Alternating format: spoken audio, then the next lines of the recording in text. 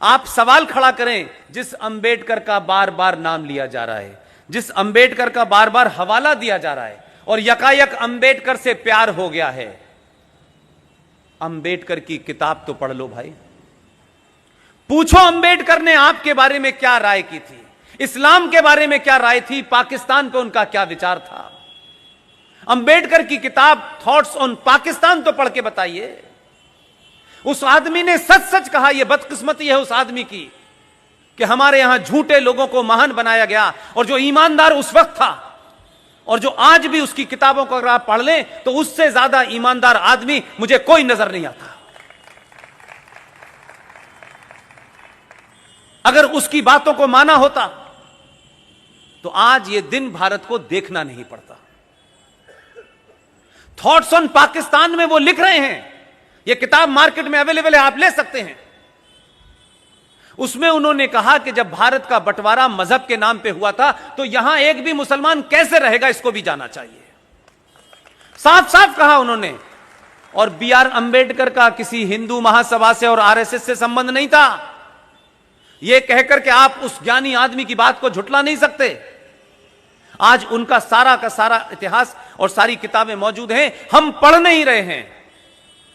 लेकिन अंबेडकर का इस्तेमाल, अंबेडकर के फ्रॉड वारिस, अंबेडकर के नाम पे राजनीति करने वाले लोग, अंबेडकर को सड़क सड़क गली गली बेचने वाले लोग आज भी सच बोलने से कतरा रहे हैं। इसलिए मेरी और आपकी जिम्मेदारी है कि एक फ्रॉड नैरेटिव चल रहा है जो 1946 में जिन्ना ने जिसका एक्सपेरिमेंट किया था,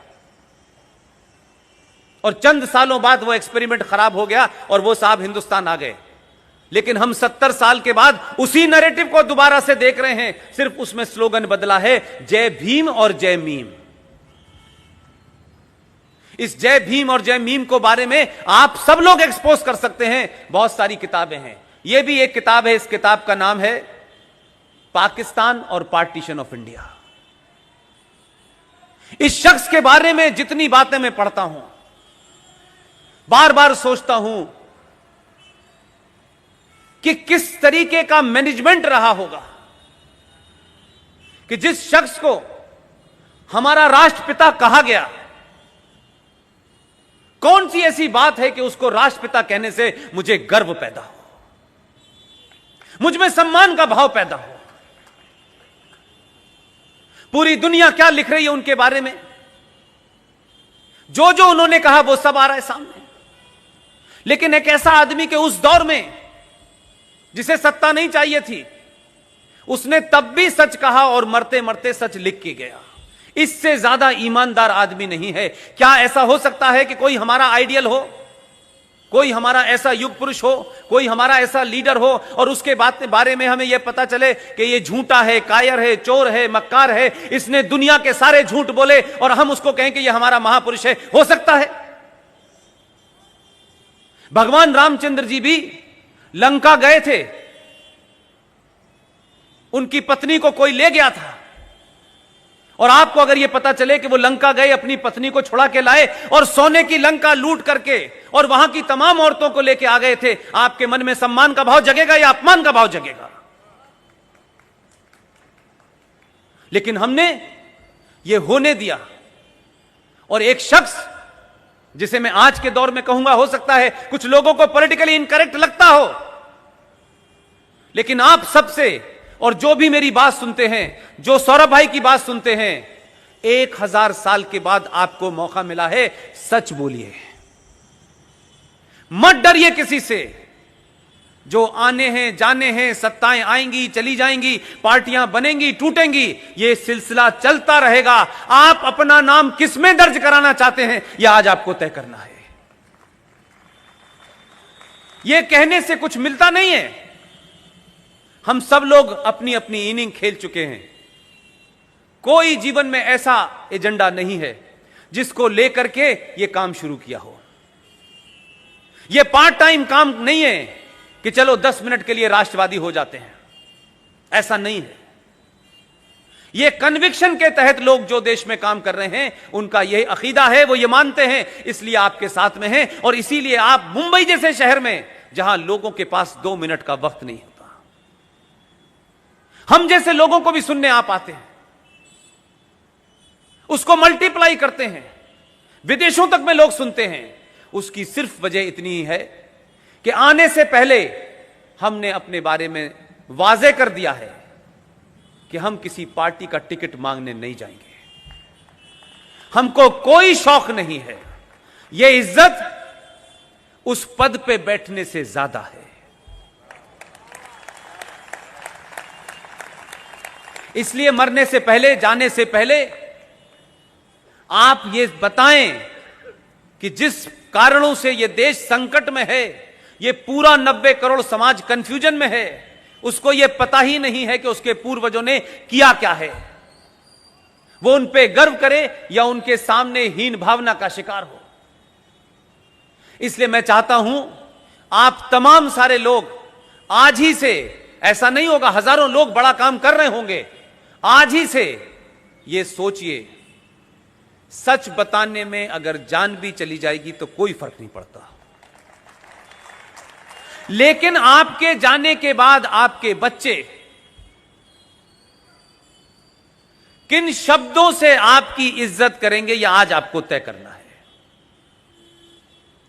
हमारे मन में जो भाव बहुत लोगों के लिए हैं वो सार्वजनिक भी होते हैं, मजबूरी होती है उनको कुछ कहना कि ये हैं, लेकिन जो हमारा हीरो है उसे हम अगर अपना हीरो नहीं कह पा रहे तो इससे ज्यादा घुटन की कोई बात नहीं हो सकती। लेकिन सरकारी पद पे न होने के कई फायदे भी हैं। इसलिए मैं कहता हूं कि भारत का अगर राष्ट्रपिता ही घोषित करना था तो B.R. अम्बेडकर को करते हैं।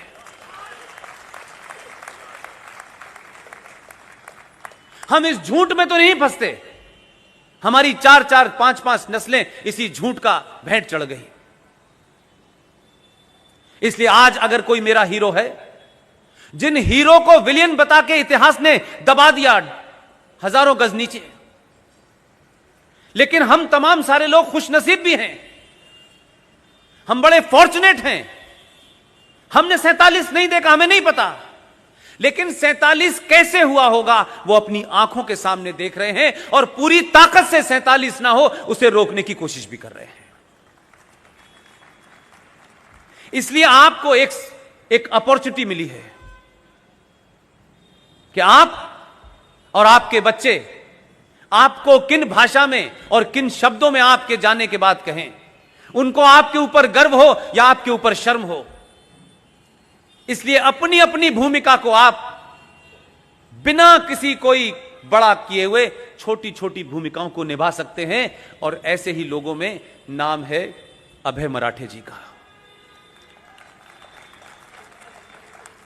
मैंने आपका नाम मराठे जी बहुत बार लिया, आप इसी राज्य के रहने वाले हैं। क्या मेरी ये दरखास्त मानेंगे कि आप 1 मिनट के लिए स्टेज पे आ जाएं?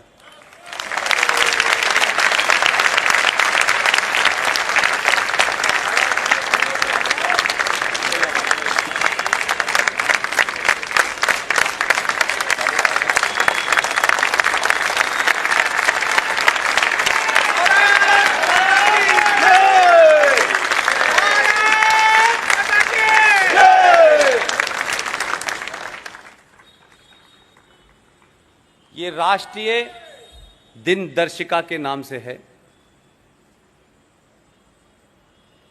इसको मैं जितनी बार देखता हूं मुझे लगता है कि ये पहले क्यों नहीं हुआ।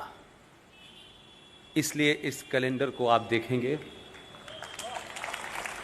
इसी के अंदर इन्होंने ऐसी चीज़ें छाप दी हैं कि जब आपके बच्चे पूछेंगे सवाल, जब वो बच्चे पूछें तो आपको वो जवाब देना पड़ेगा।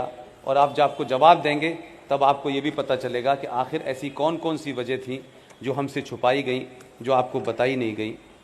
उसमें से एक इम्पॉर्टेंट है, वो मैं सिर्फ चाहता हूँ कि आप देख लें, क्योंकि मेरे कहने नहीं कहने का बहुत ज़्यादा फर्क नहीं पड़ता। ये वो चित्र हैं जो भारत के पहले ओरिजिनल कॉन्स्टिट्यूशन पे छपे हुए थे। पूरे 22 नहीं हैं, कुछ छापे हैं। इसलिए जब जब आपके घर में इस कैलेंडर को लोग देखेंगे तो आपने भारत की पहचान के रूप में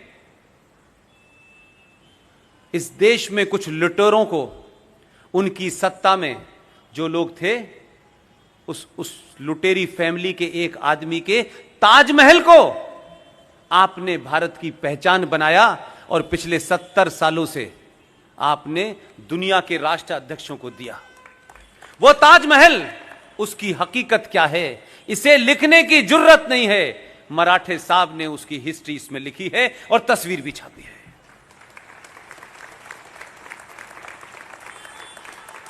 इसलिए मैं चाहता था कि मराठे जी एक इंस्टीट्यूशन है और बहुत समय लंबा नहीं है। आने वाली जनरेशन इस चैलेंज को ले, लोग सिर्फ इसको ले लेंगे, इतने से ही काम हो जाएगा।